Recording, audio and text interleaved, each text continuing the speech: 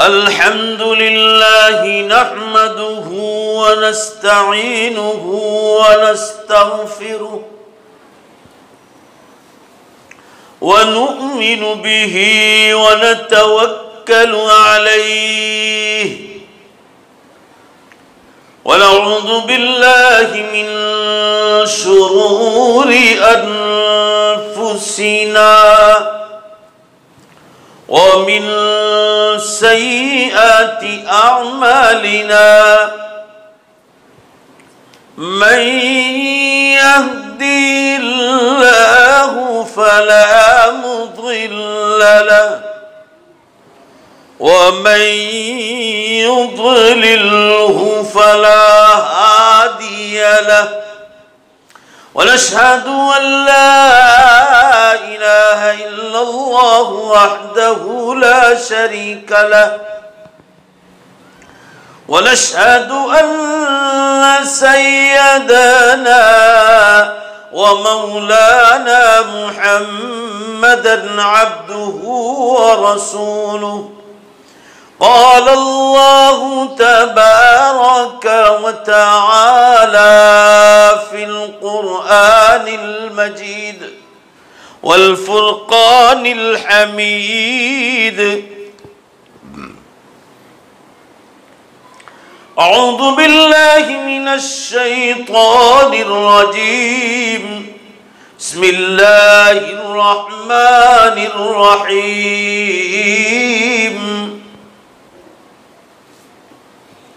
يا أيها الذين آمنوا اتقوا الله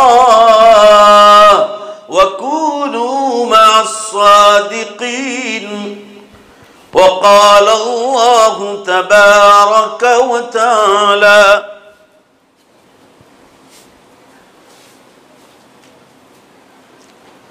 واصبر نفسك مع الذين يدعون ربهم بالغداة والعشي يريدون وجهه ولا تعد عيناك عنهم وقال النبي صلى الله تعالى عليه وسلم عليكم بمجالس العلماء فإن الله تعالى شأنه يحيي القلب الميت بنور الحكمة كما تنبت الشجر من الماء صدق الله مولانا العظيم وصدق رسوله النبي الأمي الكريم ونحن على ذلك لمن الشاهدين والشاكرين والحمد لله رب العالمین۔ زور سے ایک بار درود شریف پڑھ لیں۔ اللہم صلی علی سیدنا و نبینا و شفیعنا حبیبنا و سندنا مولانا محمد صلی اللہ علیہ وسلم۔ بزرگان محترم، عزیز نوجوانوں، پردے میں بیٹھ کر سننے والی عزیز بہنوں اور ماں، اس وقت آپ حضرات کے سامنے قرآن مقدس کی دو آیات شریفہ اور اللہ کے آخری نبی تاجدار مدینہ سرکار دو عالم جناب محمد الرسول اللہ صلی اللہ علیہ وسلم کی ایک مبارک حدیث کا سہارا لیا۔ اللہ ہم سب کو دھیان سے سننے کی توفیق بخشے، اللہ عمل کی توفیق عطا فرمائے، اللہ دوسروں تک پہنچانے کا درد ہم سب کو نصیب فرمائے۔ بزرگان محترم، پہلی آیت کا ترجمہ ہے اے ایمان والو اللہ سے ڈرو اور اللہ والوں کے پاس بیٹھو۔ یہ دو باتیں قرآن میں کہی گئی۔ وقت کے بادشاہ کے پاس بیٹھنے کا حکم نہیں دیا ہے، پارلیمنٹ کے ممبر کے پاس بیٹھنے کا حکم نہیں دیا، کلیکٹر اور معاملتدار کے پاس اور پولیس والوں کے پاس بیٹھنے کا حکم نہیں دیا کہ D S P, D Y S P اور پی آئی کے پاس بیٹھو۔ فرمایا بیٹھو تو اللہ والوں کے پاس بیٹھو، علماء کے پاس بیٹھو، جو آپ کو آسمانی خبریں بتلائیں گے، جو آسمان و زمینوں کا مالک ہے اس کا کلام سمجھائیں گے۔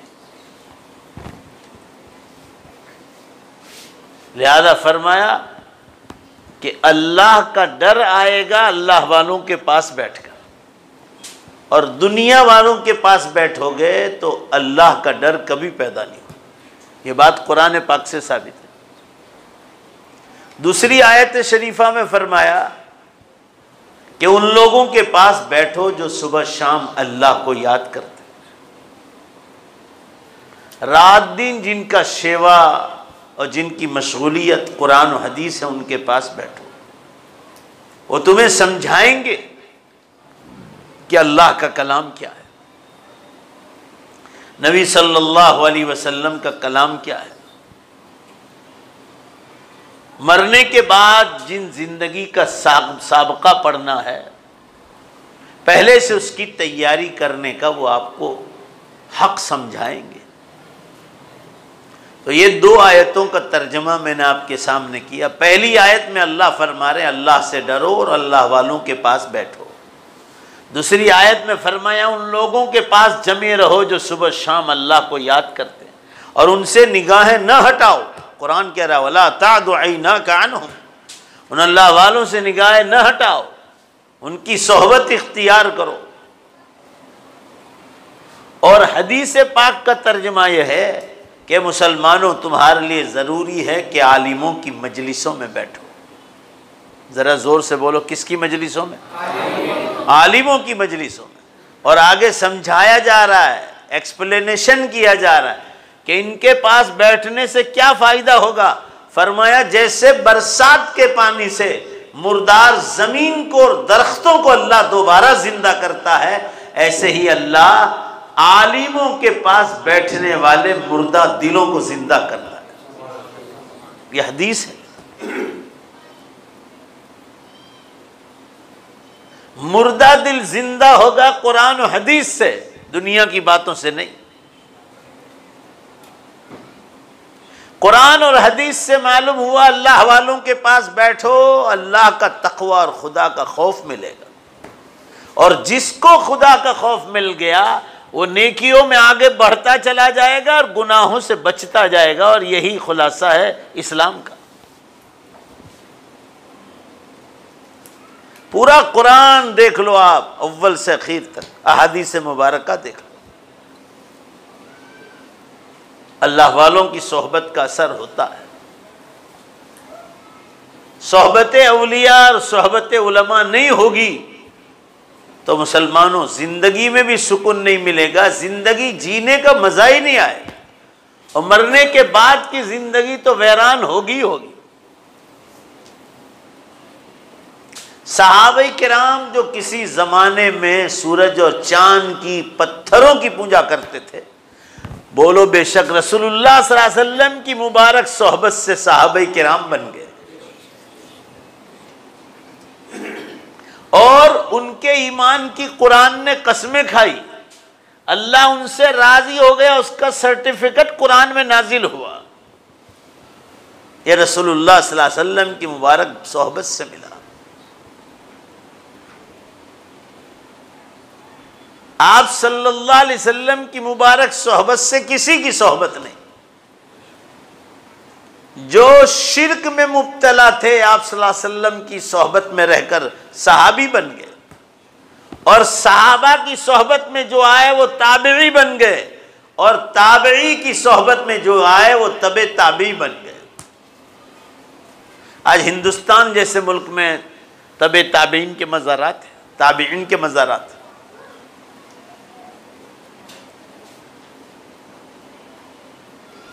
یہ برکت ہے علماء اور اہل اللہ کی صحبت کی۔ وقت کا بادشاہ ہو، کلیکٹر ہو، معاملتدار ہو، پی آئی ہو، ڈی ایس پی ہو، ڈی وائی ایس پی ہو، فوج کا کمانڈر ہو، راشٹرپتی ہو، گروہ منتری ہو، سب کو حکم ہے پورا مجمع زور سے بولو کس کے پاس بیٹھنے کا؟ علماء کے پاس۔ تمہاری زندگی بنے گی ان کے پاس بیٹھ کر۔ کوئی بھی صحابی کا تذکرہ اٹھا کر دیکھ لو آپ صلی اللہ علیہ وسلم فرماتے تھے اصحابی کالنجوم، میرے صحابہ ستاروں کے مانند ہیں، جس کی بھی راہ پکڑ لوگے جنت میں پہنچ جاؤ۔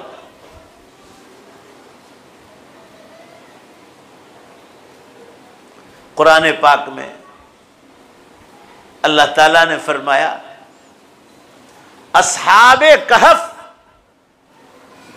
جن کا ذکر سورہ کہف میں ہے، فرمایا وہ جنتی لوگ تھے، مگر ان کی صحبت میں جو کتا بھی آیا ہے فرمایا وہ بھی جنت میں جائے گا، اس لیے اللہ والوں کی صحبت میں تھے۔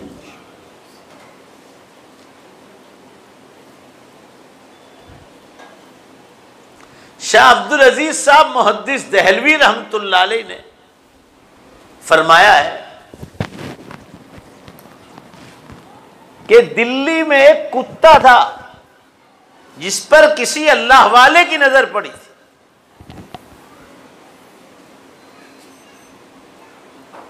بس وہ ایک نظر پڑ گئی رحمت کی، اللہ والے کی۔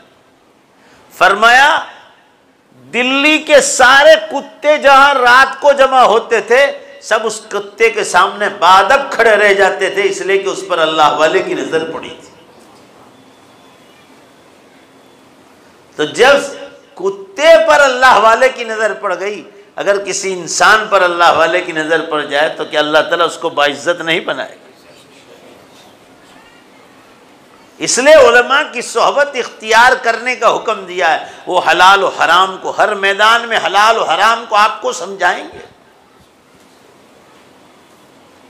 ابھی ہمارے مینارہ مسجد میں ہر سوموار کو بیان ہوتا ہے، آدھا گھنٹہ، صرف 30 منٹ۔ کہاں کہاں کے لوگ آتے ہیں وہاں، تاجر پیشہ لوگ جو تجارت کرتے ہیں، بڑے بڑے بزنس مین، وہ کہتے ہیں کہ پچھلی جو مجلس ہوئی جس میں یہ بتایا گیا کہ جھوٹی قسم کھانا اور تجارت میں جھوٹ بولنا، آپ صلی اللہ علیہ وسلم کا یہ حدیثیں ہمارے سامنے آئی نہیں زندگی بھر۔ آپ صلی اللہ علیہ وسلم نے فرمایا جھوٹ بول کر اور جھوٹی قسم کھا کر مال بیچ دو گے تو مال تو بکوا دے گا جھوٹی قسم، مگر جھوٹی قسم کھانے پر جو دل پر کالا داغ لگا ہے قیامت تک اس کو کوئی مٹا نہیں سکتا۔ آج ہم دنیا کی چیزوں کی خاطر 50 کلومیٹر، 100 کلومیٹر کہاں گاڑیاں لے کر جاتے ہیں۔ مجھے تو نوجوانوں نے بتایا کہ سورت سے نوجوان موٹر بائک پر بمبئی فاؤنٹن ہوٹل پر چائے پینے جاتے ہیں، کھانا بھی کھاتے ہوں گے اسپیشل گھومنے کے لیے۔ کتنا پیٹرول جاتا ہے آپ کا؟ یہاں اتنے سارے علماء آتے ہیں۔ یہ مینارہ مسجد کتنی دور ہے؟ ہارٹ آف دی سورت، سورت کا ہارٹ، کہاں راندیر، پال، کامریج، کہاں سے لوگ آتے ہیں، مگر ہمارے پاس سورت میں رہ کر ٹائم نہیں۔ ابھی جو اگلی مجلس شروع ہونے والی حدیث کی، وہ سب آپ لوگوں کے کام کی ہے، شادی کرنے کے بارے میں، نکاح کیسی عورت سے کیا جائے، نکاح کی سنتیں کیا ہے، کیسی عورتوں سے شادی ہونی چاہیے، کنواری ہو تو کیا حکم، بیوہ ہے طلاق والی ہے تو کیا حکم۔ یہ زندگی میں سیکھنے کی چیز ہے، اس میں یہ احکام آئیں گے بیوی شوہر کس طرح زندگی گزاریں گے۔ بولو نے بھائی آؤ گے؟ پکا وعدہ، بولو انشاءاللہ۔ آدھا گھنٹہ ادھر ادھر ہمارا ہو جاتا ہے۔ 9 بجے نماز ہے، پونے 9 بجے 9 بجے مجلس شروع ہو جاتی ہے، 9:30 کو ختم۔ ذرا دل پر لو، کچھ سیکھ کے جاؤ، دنیا میں بھی سکون ملے گا قرآن و حدیث سے، مرنے کے بعد بھی اللہ آپ کی قبروں پر نور کی بارش نازل فرمائے گا کہ قرآن سمجھنے کے لیے سفر کرتا تھا۔ میرے عرض کرنے کا منشا یہ ہے کہ اللہ والوں کے پاس بیٹھنے سے آدمی خود بھی اللہ والا بن جاتا ہے۔ امام مسلم رحمۃ اللہ علیہ جن کا درجہ امام بخاری رحمۃ اللہ علیہ کے بعد ہے، امام مسلم رحمۃ اللہ علیہ ایک حدیث کا عنوان قائم کرتے ہیں کہ صحبت اولیاء سے کیا فائدہ ہوتا ہے، اللہ والوں کی صحبت سے. ذرا دھیان سے سنیں. سیدہ عائشہ رضی اللہ عنہا فرماتی، حدیث بیان کر رہے، بالکل صحیح حدیث میں، آپ کا ایمان تازہ ہو جائے گا، ایسا قصہ ہے. مگر بولو انشاءاللہ قدر کرو گے؟ سنو دھیان سے، اور یہ قصہ سناؤ لوگوں کو. سیدہ عائشہ رضی اللہ عنہا فرماری کہ سخت گرمی کا زمانہ تھا، مدینہ منورہ کا واقعہ ہے. آپ صلی اللہ تعالیٰ علیہ وسلم گھر میں تشریف لائے اور آپ نے اوپر کا جبہ مبارک نکال دیا، نیچے تہبند لنگی مبارک باندھی ہوئی تھی، اور آپ نے دیوار کو ٹیک لگا کر زمین پر بیٹھ گئے. سیدہ عائشہ رضی اللہ تعالیٰ فرماری میں نے تکیہ دیا آپ صلی اللہ علیہ وسلم کو، آپ نے تکیہ لگایا، اور دھیان سے سنو حدیث میں ایسے قدم مبارک آپ صلی اللہ علیہ وسلم نے ایسے لمبے کر دیے زمین پر، جیسے میں دیکھ رہی ہے زمین پر نیچے، اور لنگی مبارک اتنی اوپر کی، یہ جو مرد کا سطر ہے یہاں تک، یہ جو گھٹنے کی ہڈی ہے، کیونکہ سخت گرمی تھی، اور 1500 سال پہلے وہ گرمی کیسی ہوگی. آج تو ہر ہوٹل میں، ہر جھونپڑی میں، حرم پاک میں جہاں جاؤ ایئر کنڈیشن، گاڑیاں ایئر کنڈیشن. فرمایا کہ آپ صلی اللہ علیہ وسلم قدم مبارک لمبے کر کے نیچے بیٹھے، تشریف فرما، اور میں داہنی سائڈ بیٹھی. اتنے میں کسی نے دروازہ نوک کیا، تو آپ صلی اللہ علیہ وسلم نے پوچھا من بالباب، دروازے پر کون ہے؟ سیدنا ابوبکر صدیق رضی اللہ عنہ نے فرمایا انا ابو بکر یا رسول اللہ صلی اللہ علیہ وسلم، اللہ رسول میں ابو بکر ہوں. حضرت عائشہ رضی اللہ عنہ بیٹی ہیں، بولو کس کی بیٹی ہے؟ سیدنا ابوبکر صدیق رضی اللہ عنہ. آپ صلی اللہ علیہ وسلم نے فرمایا اندر آؤ. آپ اسی حالت میں بیٹھے رہے، مصافحہ کیا. سیدہ عائشہ رضی اللہ عنہ نے پردہ نہیں کیا، تو والد تھے، ان کے باپ تھے.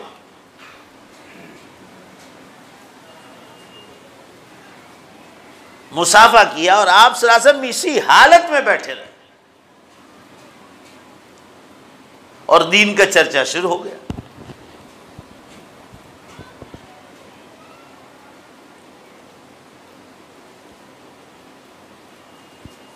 یہ بات چل رہی کہ دوسری بار کسی نے دروازہ نوک کیا. پوچھا کون؟ جواب ملا کہ عمر بن الخطاب یا رسول اللہ صلی اللہ علیہ وسلم، اللہ رسول میں عمر، آپ اندر آؤ. سیدہ عائشہ رضی اللہ تعالیٰ نے چہرے پر چادر ڈال دی. حضرت عمر رضی اللہ عنہ سے پردہ فرض تھا.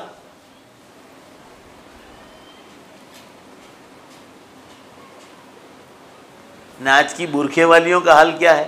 دکانوں پہ جاتی تو برقع کھول دیتی، جیسے ان کے بھائی بیٹھے وہاں. بولو نا بھائی زور سے الٹا ہے کہ نہیں؟ دیکھو آپ کیسی بے شرمی کا دور ہے.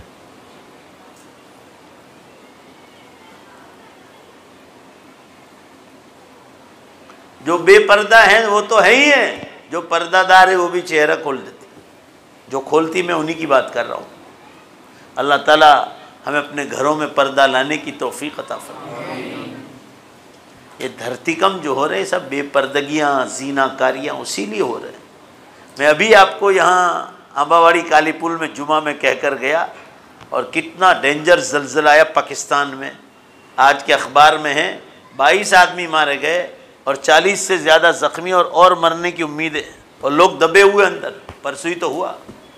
بھائی بولو نے پڑھا کہ نہیں پڑھا؟ پرسوں ہوا پاکستان میں زلزلہ، پوری دھرتی ایسے کانپ رہی.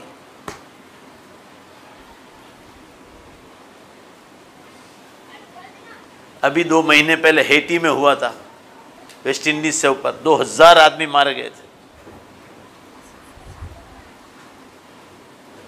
میں یہ عرض کرنا چاہ رہا ہوں آپ صلی اللہ علیہ وسلم آپ کے سامنے، سیدنا عمر فاروق کو فرمایا اندر آ جاؤ. عمر فاروق رضی اللہ عنہ اندر تشریف لائے، آپ صلی اللہ علیہ وسلم اسی حالت میں بیٹھے رہے، مصافحہ کیا، سلام کلام ہوا اور دین کا چرچا شروع ہو گیا۔ بس یہی پوچھتے تھے جماعتیں کہاں گئی، کتنوں کو اسلام پہنچایا، کتنوں نے قبول کیا، کیا جوابات، کارگزاری سنائی جاتی تھی، پوچھی جاتی تھی۔ یہ بات چل رہی تھی کہ تیسری بار دروازہ نوک ہوا، پوچھا کون؟ کہا انا عثمان ذی النورین یا رسول اللہ، اللہ کے رسول میں عثمان، آپ صلی اللہ علیہ وسلم کے داماد ہیں، جوائی ہیں۔ اور یہ دونوں جو آئے تھے سیدنا ابوبکر صدیق، عمر فاروق، دونوں خسر ہیں۔ بولو بھائی حضور صلی اللہ علیہ وسلم کے خسر ہیں نا، یہ دونوں نے آپ صلی اللہ علیہ وسلم کو بیٹیاں دی ہے اور حضرت عثمان نے بیٹیاں بولو بھائی لی ہیں، اتنا فرق ہے۔ عثمان غنی رضی اللہ عنہ کو ایک بیٹی دی، اس کا انتقال ہو گیا تو آپ صلی اللہ علیہ وسلم نے دوسری بیٹی بھی قربان کر دی اور فرمایا اللہ کی قسم اور بھی بیٹیاں ہوتی تو عثمان پر قربان کرتا چلا جاتا۔ زمانے کا فرق تو دیکھو، اخلاق، کردار، عبادت، زبان کتنی سچی، آنکھوں میں شرم ہویا کتنی، معاملات میں کتنا صاف، یہ دیکھا جاتا تھا۔ عبادت گزار ہے کہ نہیں، اخلاق سے بھرا ہوا ہے کہ نہیں۔ اور آج کیا دیکھا جاتا ہے کہ ان کے پاس کوکے ہیں کہ نہیں، کوکے، کوکے سمجھ رہے ہیں نا، پیسہ۔ پہلے یہی دیکھتے ہیں، دیندار لوگوں کا بھی یہ حال ہے، کوئی نہیں پوچھتا کہ نمازی ہے کہ نہیں، روزہ رکھتا ہے کہ نہیں، یہ پیسے والے ہیں زکوٰۃ صدقہ نکالتے ہیں کہ نہیں، یہ مالدار ہیں تو انہوں نے حج کیا ہے کہ نہیں، یہ اللہ کے حکم پر پورا نہیں اترے تو یہ بندوں کے حکم پر کیا پورا اتریں گے؟ آدمی یہ سوچتا ہے۔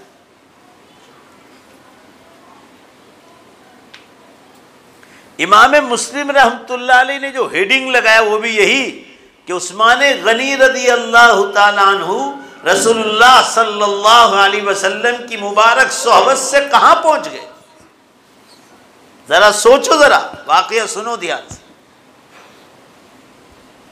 جیسے عثمان غنی رضی اللہ عنہ تشریف لائے، اب سنو معاملہ بالکل بدل گیا۔ آپ صلی اللہ علیہ وسلم نے جلدی جلدی لنگی مبارک نیچے کر لی، احتراماً، عزت سے۔ وہ دونوں آئے، ان کے آنے پر نہیں،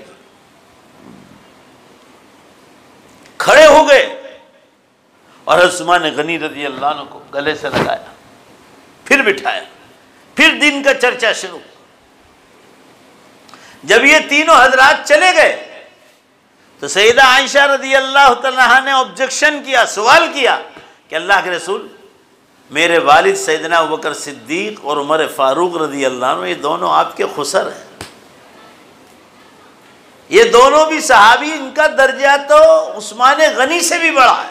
آپ نے خود نے بیان فرمایا ہے کہ ابوبکر صدیق عمر فاروق کا درجہ بڑا ہے، اس کے بعد عثمان کا، اس کے بعد حضرت علی کا، مگر آپ نے ابوبکر عثمان اور عمر فاروق رضی اللہ عنہ کے آنے پر آپ نے لنگی مبارک سیدھی نہیں کی، قدم مبارک جیسے تھے ویسے ہی رکھے، آپ کھڑے نہیں ہوئے، گلے نہیں لگایا، اور عثمان غنی رضی اللہ عنہ جیسے آیا آپ نے سب معاملہ الگ کر دیا، آپ ان کے لیے کھڑے ہو گئے، گلے لگایا۔ ذرا دھیان سے سنو کہ یہ فرق جو دیکھا اس کی وجہ بتاؤ۔ تو آپ صلی اللہ علیہ وسلم نے فرمایا، اے عائشہ، ابھی جبریل علیہ السلام میرے پاس آئے تھے، آسمانوں سے بتلا کر گئے کہ عثمان غنی رضی اللہ عنہ کا مقام کیا ہے۔ فرمایا عائشہ، مجھے ابھی آسمانوں سے بتلایا گیا کہ حضرت عثمان غنی رضی اللہ عنہ میری صحبت میں رہ کر اللہ نے ان کو کہاں پہنچا دیا، وہ مجھے ابھی آسمانوں سے بتلایا گیا۔ کیا فرمایا؟ واللہ یا عائشہ، واللہ یا عائشہ، انا لا استحی من رجل تستحی منہ الملائکۃ۔ اللہ اکبر بولنا جب بات سمجھ میں آ جائے۔ فرمایا اے عائشہ، اللہ کی قسم، کیا میں اس آدمی سے شرم نہ کروں جس سے اللہ کے فرشتے شرم کریں؟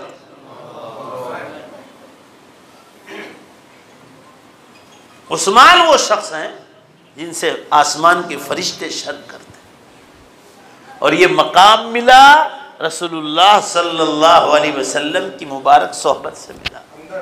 ذرا زور سے بولو بھائی، کس کی صحبت سے؟ صحبت کے بغیر آدمی باکمال نہیں بنتا۔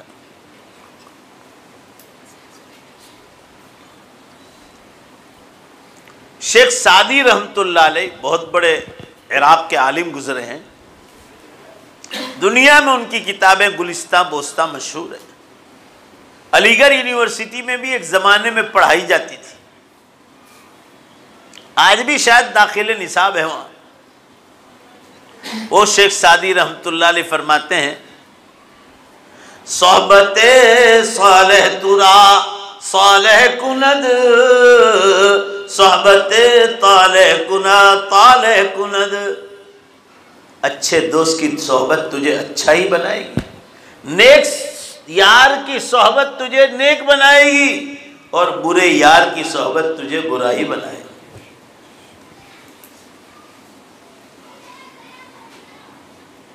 اللہ والوں کی صحبت، علماء کی صحبت، خانقاہوں کے بزرگوں کی صحبت، دین کی مجلسوں کی صحبت، فرمایا یہ آدمی کو چمکا دیتی۔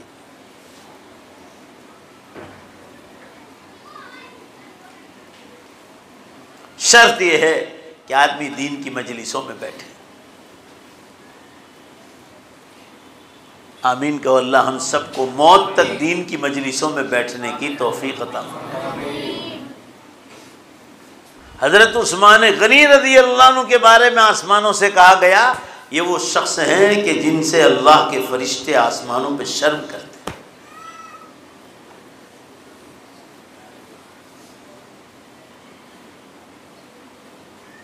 آئیے آپ اس صدی کے بہت بڑے عالم حضرت مولانا اشرف علی صاحب تھانوی رحمۃ اللہ علیہ، جن کی صحبت میں اس صدی کے مجدد تھے، وہ ہر 100 برس پر ایک ایسا مجدد آتا ہے جو دین کو نئے انداز میں امت کو سمجھاتا ہے۔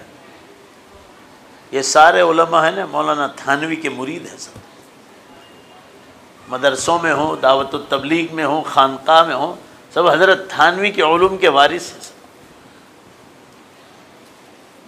آپ لوگ بڑے خوش قسمت ہو صورت والے کہ مولانا تھانوی رحمۃ اللہ علیہ جیسی شخصیت نے آپ کے صورت میں بھی قدم مبارک رکھا ہے، راندیر تشریف لائے تھے۔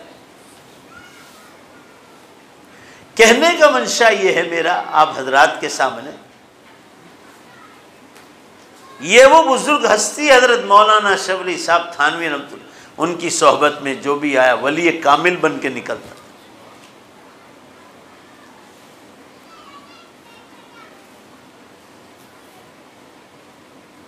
دلی سے 150 کلومیٹر ایک چھوٹا سا قصبہ ہے تھانہ بھون، پہلے گاؤں تھا اب قصبہ ہو گیا، اسی سے وہ تھانوی سے مشہور۔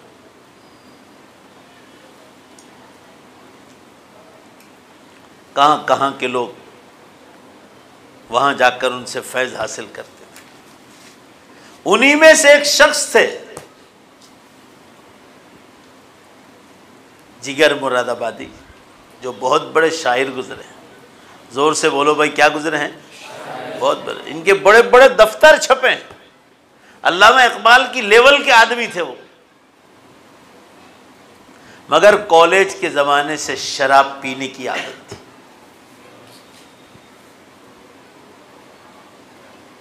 بڑھاپا آ گیا اور شراب روزانہ رات کو پیتے تھے۔ اللہ تعالیٰ اس بیماری سے امت کی حفاظت فرمائے، بیچنے سے بھی حفاظت فرمائے، پینے سے بھی حفاظت فرمائے۔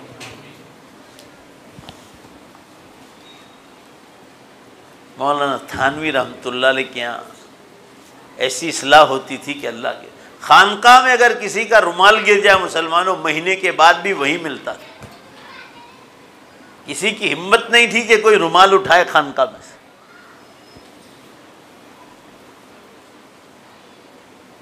ایک بار ٹرین کا سفر کر رہے تھے، اصلاح دیکھو، ایک ریلوے اسٹیشن ماسٹر حضرت کے مرید تھے، حضرت کانپور تشریف لے جا رہے تھے تھانہ بھون سے۔ پیپروں میں آ جاتا تھا کہ حضرت کا فلاں فلاں جگہ سفر ہے، فلاں فلاں جگہ بیان ہے، اس زمانے میں بھی اخباروں میں آتا تھا۔ لوگ پڑھ لیتے تھے۔ اس نے اخبار میں پڑھا کہ حضرت تھانوی رحمۃ اللہ علیہ فلاں ٹرین کی بوگی سے جا رہے سفر، اس ریلوے اسٹیشن پر کھڑے رہے اور آپ کو کوئی ہدیہ پیش کیا، اچانک گئے، سلام کلام کیا، حضرت بوگی میں بیٹھے ہوئے تھے، ٹرین کے ڈبے میں، ہدیہ قبول کر لیا کیونکہ دل میں کوئی نیت نہیں تھی، اور آپ کی بھی عادت مبارک تھی کہ جب کوئی ہدیہ پیش کرتا تھا تو آپ اس کو چھوٹا سا بھی ہدیہ ضرور پیش کرتے۔ آپ صلی اللہ علیہ وسلم نے فرمایا تحادوا بینکم تحاببتم، دونوں طرف سے ہدیے کے لین دین کرو، اللہ تعالیٰ دونوں طرف سے محبت پیدا کرے۔ اور ہم لوگ کیا ہے کہ ہم لوگ جو کوئی ہدیہ دے ہم سب کی بات کرتے ہیں، بسم اللہ بول کے رکھ دو، کہ نیت کرتے ہیں کہ قیامت تک کسی کو دینے کا نہیں۔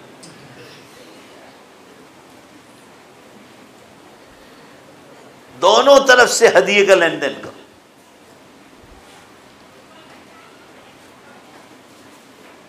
تو حضرت چھوٹا سا بھی کوئی ہدیہ اس کو پیش کر دے دیا، لے لیا، وہ اتر گئے۔ پھر چند مہینوں کے بعد اخبار میں آیا کہ حضرت تھانوی رحمۃ اللہ علیہ یہاں سے تشریف لے جا رہے ہیں۔ اسی ریلوے اسٹیشن پر گاڑی رکنے والی تھی، حضرت کوئی کتاب لکھنے میں مشغول تھے۔ خادم نے کہا کہ حضرت اناؤنس ہوا کہ ابھی وہ شہر آنے والا ہے جہاں آپ کے ایک مرید رہتے ہیں، ریلوے اسٹیشن ماسٹر، اور جہاں انہوں نے پچھلی بار آپ کو ہدیہ دیا تھا، صرف یاد دلایا، سن لیا اس کان سے اور واپس لکھنے میں مشغول ہو گئے۔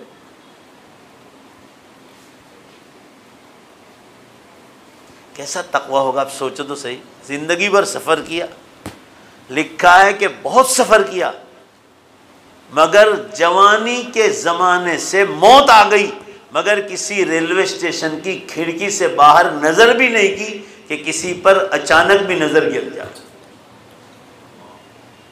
تقویٰ دیکھو آپ، خود فرماتے ہیں کہ اچانک کی نظر معاف ہے، مگر میں یہ کوشش کی کہ اچانک کی بھی نظر نہ جائے کسی غیر محرم عورت پر، تو میں کبھی ریلوے اسٹیشن پر نگاہ ہی نہیں پھینکتا تھا باہر۔ اللہ ہمیں بھی توفیق دے۔ آئی بات تو حدیث سن لو۔ آپ صلی اللہ علیہ وسلم نے ارشاد فرمایا کسی مرد کو عورت خوبصورت نظر آئی یا عورت کو مرد خوبصورت نظر آیا، پہلی نگاہ معاف، زور سے بولو پہلی نگاہ معاف، مگر دل چاہا کہ دوبارہ دیکھیں، آپ صلی اللہ علیہ وسلم فرما رہے نگاہ ہٹا لی تو فرمایا اللہ دل میں وہ نور پیدا کرے گا اس گناہ سے بچنے سے جو تمہیں بستروں پر نصیب نہیں ہوگا۔ گناہ سے بچنے سے ہوتا ہے۔ اللہ ہمیں آنکھوں کے زینہ سے بچائے۔ اب وہی ریلوے اسٹیشن آیا، حضرت کو صرف اس نے یاد دلایا خادم نے، واقعی ایسا ہی ہوا کہ وہ واپس آ گئے ہدیہ لے کر، السلام علیکم ورحمۃ اللہ کہہ کر بوگی میں داخل ہوئے۔ حضرت یہ ہدیہ قبول فرما رہے ہیں۔ حضرت نے کیا فرمایا؟ مگر اب ہدیہ قبول نہیں کروں گا۔ فرمایا کیوں حضرت؟ کہا کہ خادم نے یاد دلایا تو میرے دل میں اس ہدیے کا خیال آیا۔ زور سے بولو بھائی، ہدیے کا خیال آیا۔ فرمایا اب قبول نہیں کروں گا کہ یہ دل کا چور ہے، اس لیے اب آپ کا ہدیہ قبول نہیں کروں گا۔ پہلی بار تم اچانک آئے تھے، اس وقت میرا خیال نہیں تھا، اب خیال آیا چونکہ، لہذا اب میں آپ کا ہدیہ قبول نہیں کروں گا۔ وہ بھی حضرت سے مرید تھے، وہ حضرت نے ان کو تیار کیا تھا، تو ریلوے کی ٹکٹ لی، ریلوے اسٹیشن ماسٹر تھے، اور دوسرے ڈبے میں بیٹھ گئے اور اگلے اسٹیشن کی ٹکٹ لے کر بیٹھے، اور جہاں اگلے اسٹیشن پر گاڑی رکی اور وہ بوگی میں داخل ہوا، السلام علیکم حضرت اب تو قبول فرمائیے، اب تو خیال نہیں ہے نا؟ فرمایا اللہ اب قبول کرتا ہوں، میرے دل میں خیال نہیں ہے، اور پھر اپنی طرف سے ہدیہ دے دیا۔ وہ حضرت تھانوی رحمۃ اللہ علیہ کے پاس جگر مراد آبادی آئے تھے۔ جگر ایک جلسے میں تھے، شاعر مشاعرے میں، ان کے ساتھ مشاعرے میں حضرت تھانوی رحمۃ اللہ علیہ کے ایک مرید آئے تھے، وہ بھی شاعر تھے، عبد الحفیظ جونپوری، وہ بھی بڑے شاعروں میں تھے، مگر چہرے پر سنت رسول تھی۔ حضرت تھانوی کے مرید تھے وہ۔ ایک مشاعرے میں جگر مراد آبادی سے ملاقات ہو گئی تو جگر سے کہا جگر اللہ کا ڈر نہیں لگتا ہے، شراب پی جا رہا ہو۔ جگر چالو مشاعرے میں شراب پیتے تھے شیروانی میں سے نکال کر، چالو مشاعرے میں شراب پیتے تھے جگر مراد آبادی۔ عبد الحفیظ جون پوری نے کہا اللہ کا ڈر نہیں لگتا ہے، بوڑھاپا آ گیا شراب پیے جا رہا ہو۔ جگر نے کہا ڈر تو بہت لگتا ہے مگر کروں کیا، یہ ظالم ایسی ہے کہ چھوٹتی نہیں۔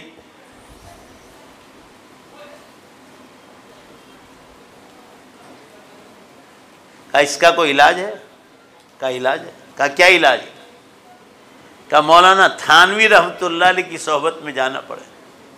کہا وہاں جا کر کیا ملے گا؟ جگر کہہ رہے ہیں پڑھا لکھا آدمی۔ تو عبد الحفیظ جو مولانا تھانوی کے مرید تھے، دیکھو یاد رکھو کام کی بات سنا رہا۔ کہا جگر یہ بتاؤ مٹھائی کہاں ملے گی؟ کہا مٹھائی والے کی دکان پر۔ عبد الحفیظ نے کہا یہ بتاؤ کپڑا کہاں ملے گا؟ کہا کپڑے کی دکان پر۔ تو کہا اللہ بھی ملے گا تو اللہ والے کی دکان پہ ہی ملے گا۔ بات بیٹھ گئی دل میں۔ کہا کوئی اللہ والا ہے دھیان میں؟ کہا ہاں ہے۔ کہا کون ہے؟ کہا مولانا اشرف علی صاحب ہے تھانہ بھون میں۔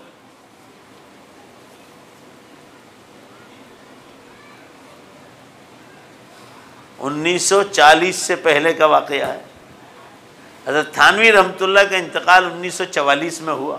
اس میں بھائی بولو 44 میں ہوا،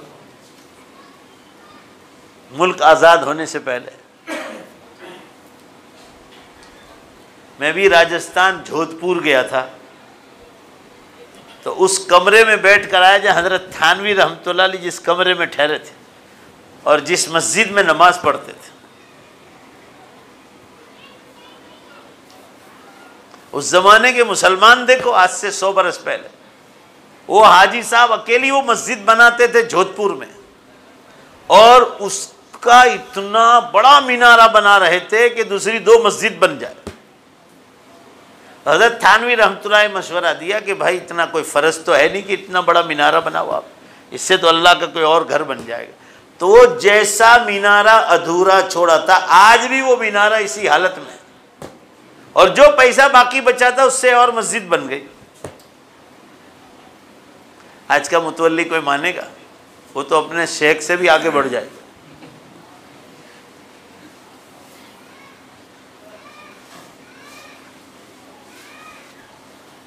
تو حضرت تھانوی رحمۃ اللہ علیہ حضرت تھانوی تھے۔ کہا کیا کریں؟ کہا ان کی صحبت میں جانا پڑے۔ کہا اس کی شکل کیا؟ کہا خط لکھنا پڑے، اس زمانے میں ٹیلی فون نہیں تھے۔ کہا خط لکھو۔ خط لکھا، خط کا جواب آیا۔ جواب میں یہ آیا کہ فلاں تاریخ کو خانقاہ میں جگہ خالی ہے، فلاں مہینے میں۔ یہ لوگ پہنچ گئے، روانہ ہو گئے لکھنؤ سے اور تھانہ بھون پہنچے۔ رات 12 بجے گاڑی لگنے والی تھی تھانہ بھون۔ انگریزوں کا زمانہ، انگریزوں کا زمانہ۔ 12 بجے پہنچ گئے۔ حضرت تھانوی رحمۃ اللہ علیہ عشاء پڑھا کر خادم سے کہہ کر گئے کہ دیکھو بہت بڑے ملک کے شاعر آ رہے ہیں اصلاح کی نیت سے، وہ ہمارے مہمان ہیں، ان کے لیے کھانا تیار رکھنا۔ 2 آدمی ہیں۔ اللہ والوں کی زندگی دیکھو آپ، مہمانوں کا اکرام۔ نہ ہم لوگوں میں بعض اتنے کنجوس ہوتے، اتنے کنجوس ہوتے ہیں کہ مہمانوں کو بہت زوردار سٹائل سے پوچھتے کہ کھا کر آئے ہو یا جا کے کھاؤ گے، مگج ماری نہیں کرنی، کھا کر آئے ہو کہ جا کر کھاؤ گے۔ آپ صلی اللہ علیہ وسلم نے فرمایا من کان یؤمن باللہ والیوم الآخر فلیکرم ضیفہ، جو اللہ اور قیامت کے دن پر ایمان رکھے اسے چاہیے کہ مہمانوں کا اکرام کرے۔ مہمان اپنی روزی لے کر آتا ہے۔ ایک مہمان ہمارے یہاں روٹی کھاتا، اللہ بے شمار رحمتیں اتارتا ہے، برکتیں اتارتا ہے۔ بولو نے بھائی مہمانوں کو کھلاؤ گے نا؟ بہت، چاہے روٹی چٹنی کھلاؤ، جو اللہ طاقت دے، مگر کھلاؤ۔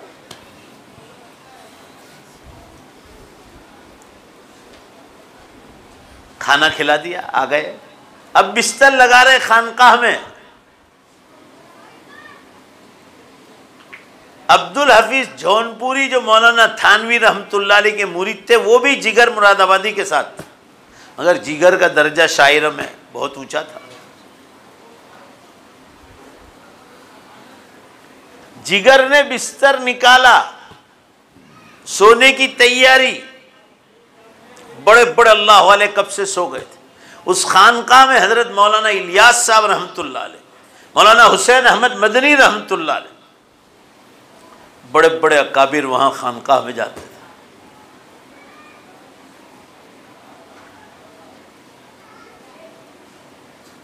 یہ لوگ پہنچ گئے، بستر لگا لیا، بستر لگا، بازو میں پڑوس میں ہی جگر مراد آبادی کے ساتھ عبد الحفیظ جونپوری کا بستر تھا۔ تو دیکھا کہ بستر نکالتے ہوئے چادر کے ساتھ ساتھ اندر سے شراب کی بوتل نکالی خانقاہ میں۔ جگر مراد آبادی نے شراب کی بوتل نکالی اور پینے کی تیاری کر رہے، تو عبد الحفیظ نے کہا جگر یہ کیا کر رہے ہو؟ کہ کیا کر رہے ہو یار، عجیب آدمی ہو۔ کہا میں عجیب نہیں ہوں، آپ عجیب ہو۔ کہا کیا بات ہے؟ کہا یہاں شراب کی بوتل لائے۔ جگر تو پڑھے لکھے آدمی تھے۔ کہا عبد الحفیظ میں عجیب نہیں ہوں، آپ عجیب ہے۔ آپ تو ایسی بات کر رہے ہیں، ابھی تو بزرگ کو دیکھا بھی نہیں، وہ تو فجر کی نماز میں آئیں گے، اور تم ہی ابھی میری اصلاح کر رہے ہو۔ کہا یہ تو میرا پینے کا ٹائم ہے روزانہ کا، کل بھی پیا تھا، ٹرین میں آج بھی پی رہا ہوں، میرا وقت ہو گیا پینے کا، 50 سال سے پی رہا ہوں اس کو، میرا پینے کا وقت ہو گیا۔ بہت سمجھایا، ایک شرط کے ساتھ مانے کہ چلو ٹھیک ہے ابھی نہیں پیتا ہوں۔ بہت سمجھایا کہ بڑے بڑے اللہ والے سے یہاں خانقاہ میں کہاں شراب پی رہے ہو، تو دارو ہے، وائن ہے، یہ تو حرام ہے۔ ایک شرط پر مانے کہ کل صبح پی لوں گا۔ کہا ٹھیک ہے ابھی تو ڈالو، پی لینا۔ پڑوس کے کھیت میں اس کو چھپا کر آئے جگر مراد آباد، اور پھر بستر پر آ گئے۔ رات کو جب اللہ والوں نے تہجد کے لیے بستر اٹھا لیے خانقاہ میں اور رونا دھونا شروع کیا، تو جگر مراد آبادی کی آنکھ کھل گئی۔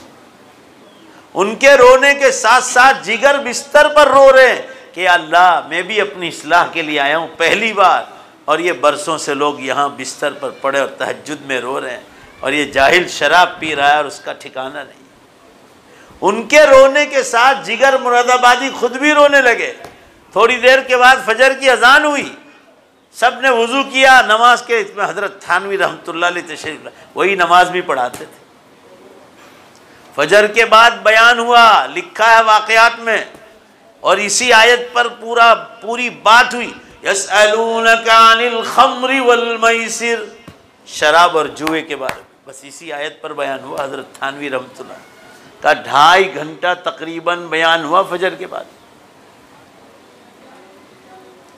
اور ایسے لولو و مرجان اور ایسے موتی بھی کھورے حضرت تھانوی رحمۃ اللہ علیہ کہ اللہ نے اس کو حرام کیوں قرار دیا، اور ایسے نکات کھولے ہیں کہ لکھا ہے کہ جگر مراد آبادی اتنا زار و قطار روئے اس مجلس میں، حضرت تھانوی کی پہلی مجلس، رات کو اللہ والوں کی رونے کی آواز سے شراب سے توبہ کر لی، اور حضرت تھانوی رحمۃ اللہ علیہ کے پہلے ہی بیان سے زندگی بھر کے گناہوں کی توبہ کر لی۔ زندگی بھر کبھی شراب کو ہاتھ نہیں لگایا، اور پھر لکھا ہے بار بار صحبت میں رہے، وہاں پڑے رہتے تھے۔ حضرت تھانوی رحمۃ اللہ علیہ نے خود لکھا ہے کہ جگر مراد آبادی ہمارے تھانہ بھون آ کر ولی کامل بن گئے تھے، اور خاتمہ ان کا ایمان پر ہوا، دنیا سے گئے تو ایمان کے ساتھ گئے۔ جگر مراد آبادی، یہ اللہ والوں کی صحبت کا اثر ہے۔ قرآن پاک میں اللہ نے ارشاد فرمایا، یا ایھا الذین آمنوا اتقوا اللہ وکونوا مع الصادقین، اے ایمان والو اللہ سے ڈرو اور اللہ والوں کے پاس بیٹھو۔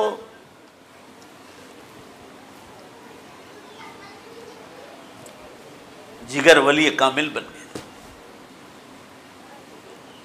ایسے تو بے شمار لوگ آج بھی اللہ والوں کی صحبت میں لوگ کیسے کیسے سدھر جاتے ہیں۔ ابھی ہمارے ترکیسر دارالعلوم میں 3 دن سے خانقاہ چلتی تھی، حضرت مولانا قمر الزمان صاحب الہ آبادی دامت برکاتہم تشریف لائے۔ ارے ہجوم دیکھا ہو آپ نے، پورا گجرات، کہاں کہاں، مہاراشٹر، کیرلا اور مدراس سے لوگ آئے تھے۔ فکر جن کو ہے وہ اللہ والوں سے بیعت ہوتے ہیں، علماء کی صحبت میں بیٹھتے ہیں۔ مسلمانوں ابھی بھی آپ سمجھ جاؤ، دنیا اب ٹوٹنے کو تیار ہے، قیامت بے حساب قریب ہے۔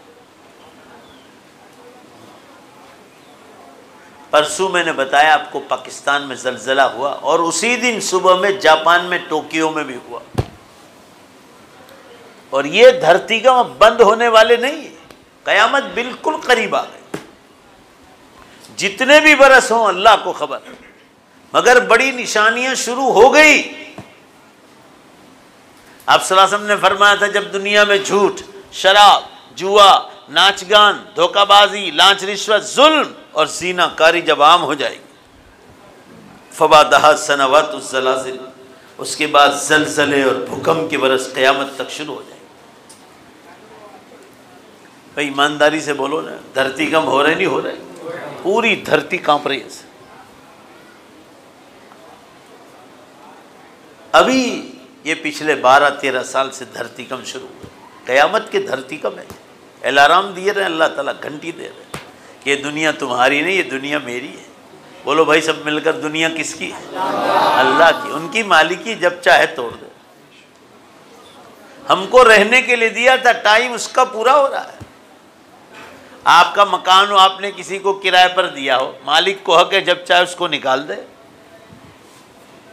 آپ صلی اللہ علیہ وسلم نے فرمایا جب زمین گناہوں سے بھر جائے گی تو اللہ تعالیٰ ٹائم میں سے برکت اٹھا لے گا۔ حدیث میں قیامت کی نشانیوں میں بتایا، 1 برس 1 مہینے کے برابر ہو جائے گا، مہینہ ہفتے کے برابر، ہفتہ دن میں دن، گھنٹے میں گھنٹہ، منٹ میں منٹ، سیکنڈ میں بدل جائے گا۔ اب زور سے جواب دو بھائی، بولو ٹائم میں برکت ہے؟ دیکھ لو اب، جمعہ 8 دن ہو گئے۔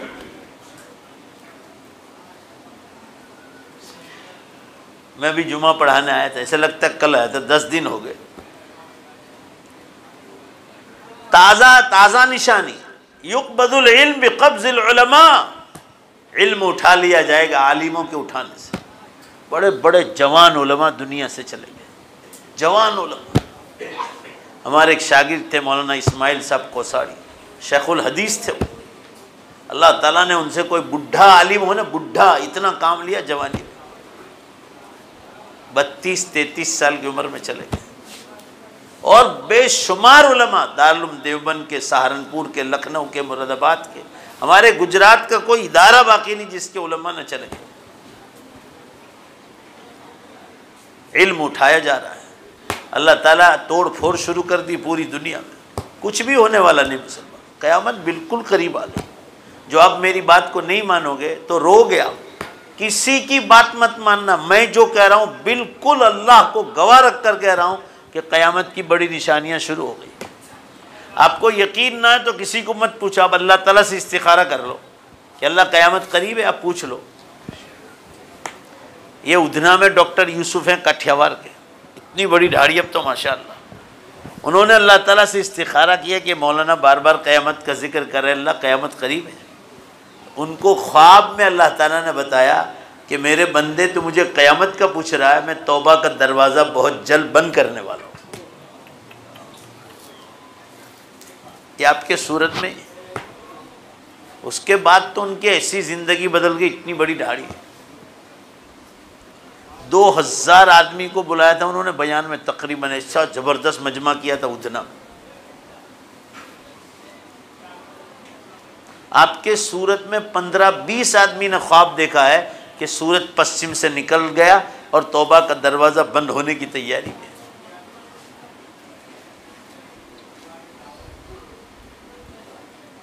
میرے عرض کرنے کا منشا یہ ہے، قیامت کی 4 بڑی نشانیاں ہو گئی۔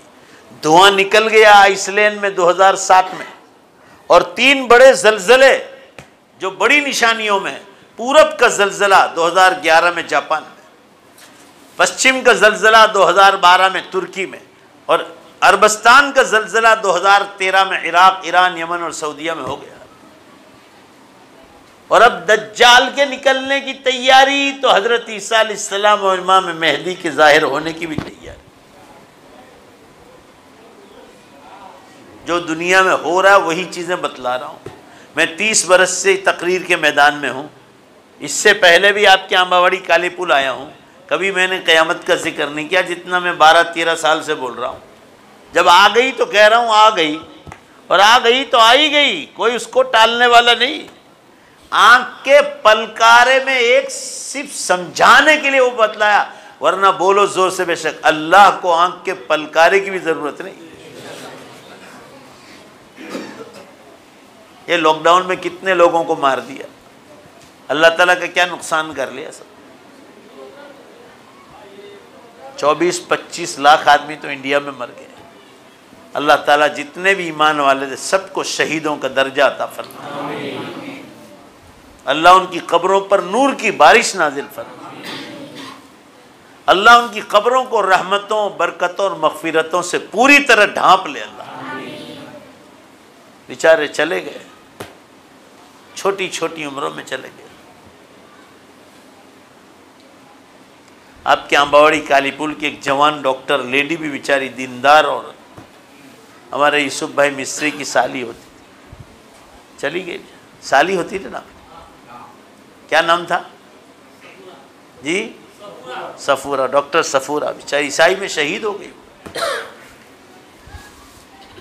اللہ کی مرضی، مسلمان مرتا نہیں، بولو مرنے کے بعد بولو بے شک وہ سیدھا جنت میں داخل ہوتا ہے۔ موت تو ایک سواری ہے مومن کے لیے، جہاں سے داخل ہو کر وہ جنت میں داخل ہوتا ہے۔ یقین مضبوط کرو، معاملہ یقین کی کمزوری کا ہے۔ اور ادھر سائنس والے بار بار اعلان کر رہے ہیں۔ سائنس والے کیا کہہ رہے ہیں معلوم ہے آپ کو؟ میرا تو مطالعہ ہے اس کا۔ سائنس والے کہہ رہے ارتھ ان کرائسس، زمین بھئی جنک سپاٹی پر ہل رہی ہے۔ یہ لوگ کہہ رہے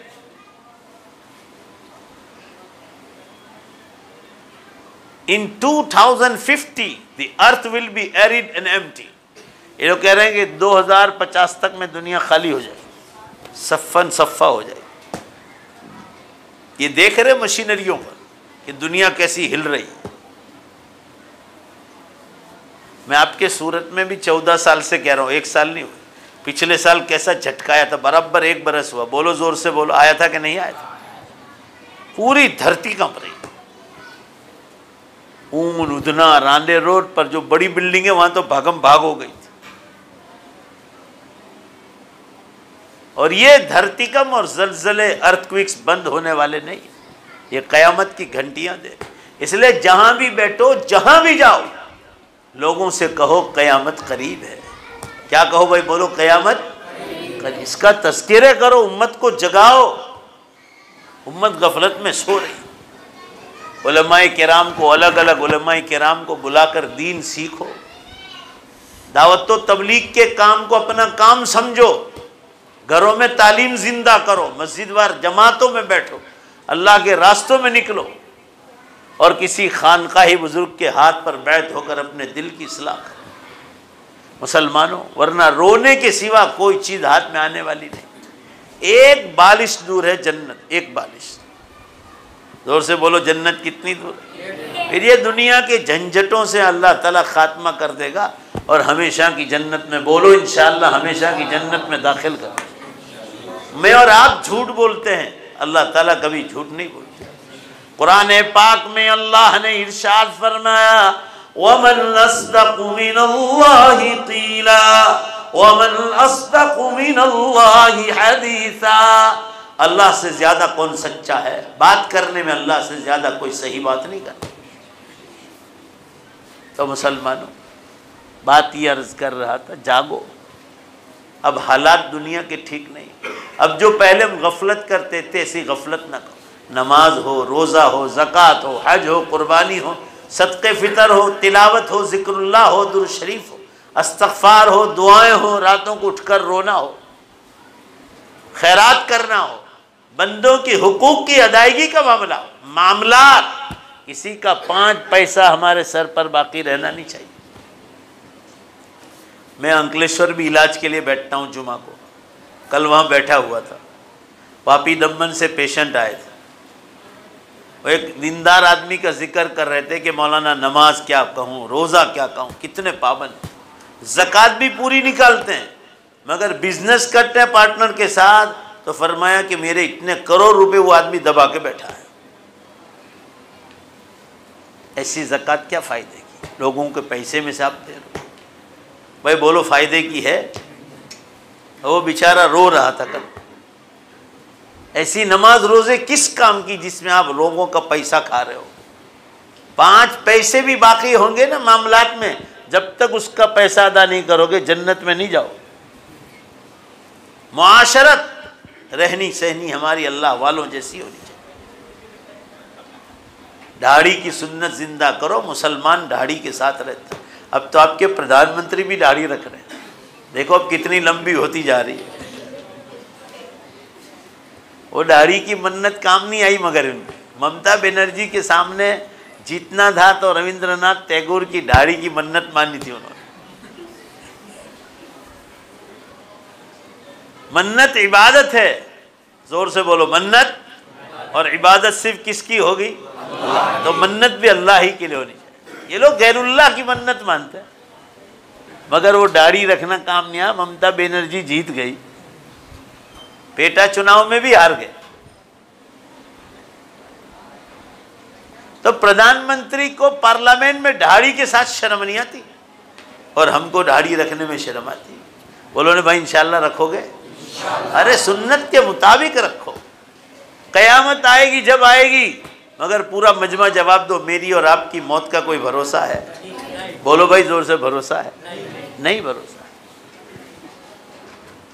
میں نے 20-22 سال پہلے ایک تقریر میں کہا تھا کہ جس وقت فلم میں کسی نے فیشن میں داڑھی رکھی اس وقت داڑھی چالو ہو جائے گی۔ تو ابھی کوئی کیرلا میں کسی نے بھیجا بھی تھا، نام میں بھول گیا، کیرلا میں کوئی فلم آئی ہے، اس میں وہ ہیرو نے داڑھی رکھی ہے تو اس کو دیکھا دیکھی سب نے داڑھی شروع کر دی، تو مجھے پرانی وہ یاد آئی۔ اللہ آپ کو ایسی داڑھی رکھنے پر کبھی ثواب نہیں دے گا۔ نیت رکھو تو یہ رکھو کہ ہر نبی کی سنت رہی ہے، بولو بے شک۔ عرض کرنے کا منشا یہ ہے قیامت بہت قریب ہے۔ سائنس والے یوں کہہ رہے ہیں، the scientist says this is the last chance. سائنسدانوں کا کہنا ہے کہ دنیا کے انسانوں کو خدا کی طرف سے آخری موقع ملا۔ بولو بھائی کیسا موقع؟ اب دوبارہ موقع ملنے والا نہیں۔ یہ لوگوں نے باقاعدہ دستخط کر لی ہے کہ دنیا گئی کم سے، پوری دھرتی کام رہی۔ اللہ کے بندو جاگو، قیامت بہت قریب آ گئی۔ پھر ایسا نہ ہو کہ رونے کا وقت آئے، اس سے پہلے کہ ہم کو رونا پڑے، ہم اپنے دنیا کے حلال کام کاج کے ساتھ، روزی روٹی کے ساتھ 500 روپے حرام کے ملتے ہو جھوٹ بول کر، مگر وہ 100 روپے اچھے ہیں، بولو بے شک، جو سچائی کے ساتھ۔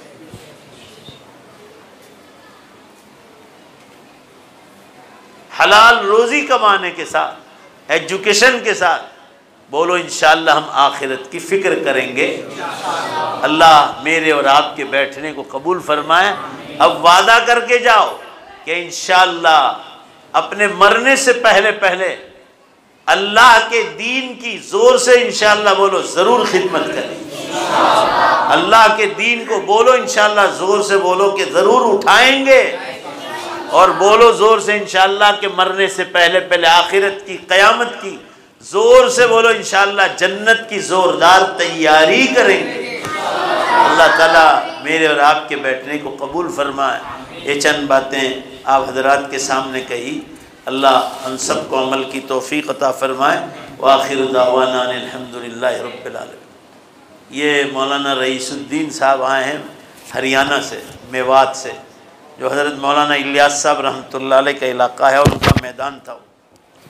یہ مولانا کا ایک مدرسہ ہے، اس مدرسے میں 2 بار جا چکا ہوں۔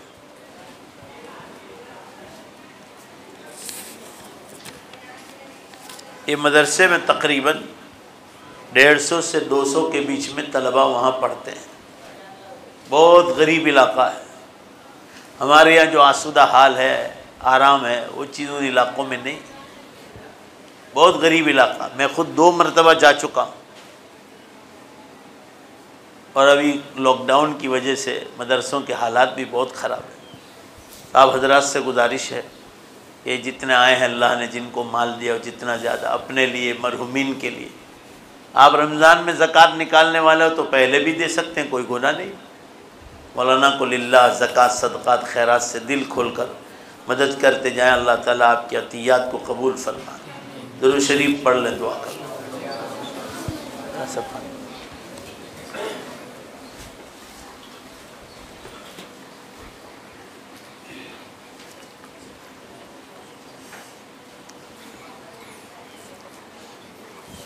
الحمد للہ رب العالمین والعاقبۃ للمتقین والصلاة والسلام علی خیر خلق محمد وآلہ واصحابہ اجمعین۔ ربنا آتنا فی الدنیا حسنہ وفی الآخرۃ حسنہ وقنا عذاب النار۔ اے اللہ اپنے فضل سے ہمارے گناہوں کو معاف فرما، ہماری خطاؤں سے درگزر فرما۔ مولا ہم بہت گناہ گار ہیں، بڑے خطا کار و سیاہ کار ہیں، بڑے مجرم ہیں، آپ کی بارگاہ کے بہت بڑے پاپی ہیں۔ اے اللہ اپنے فضل و کرم سے معاف فرما، ہماری عمروں میں برکت عطا فرما، نیک اعمال کے ساتھ، تندرستی کے ساتھ، گناہوں سے بچاتے ہوئے، تیرے دین کا کام کراتے ہوئے، اور مولا جب دنیا سے جانے کا وقت آ جائے ہم سب کا خاتمہ ایمان پر فرما۔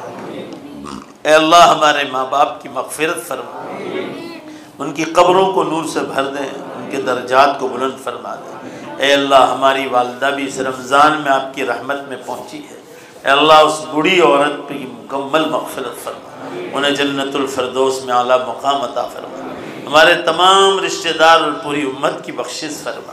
اے اللہ قبر کے عذاب سے ان کی حفاظت فرما، ان کی قبروں پر نور کی بارش نازل فرما، ان کی قبروں کو رحمتوں، برکتوں، مغفرتوں سے پوری طرح ڈھانپ لے۔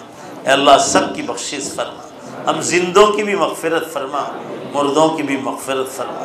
اے اللہ جنہوں نے تیرے دین اسلام کے لیے خدمت کی ہے ان تمام کے درجات کو بلند فرما، علماء، صلحاء، اہل اللہ کی مغفرت فرما۔ جتنے مسلمان شہید ہو گئے کورونا وائرس میں، اسی طرح جو اہل علم شہید ہو گئے، اللہ ان سب کو شہیدوں کا درجہ عطا فرما، ان کے درجات بلند فرما، جنت میں انہیں اعلیٰ مقام عطا فرما۔ یہ مدرسے والے جو خدمت کر رہے ہیں اللہ اس کو قبول فرما، اچھے علماء اور صلحاء، مفتیان کرام، قرآن کے قاری پیدا فرما۔ اے اللہ دعوت و تبلیغ کے کام کو عام اور تام فرما، اس کام میں سب کو جوڑنے کی توفیق عطا فرما۔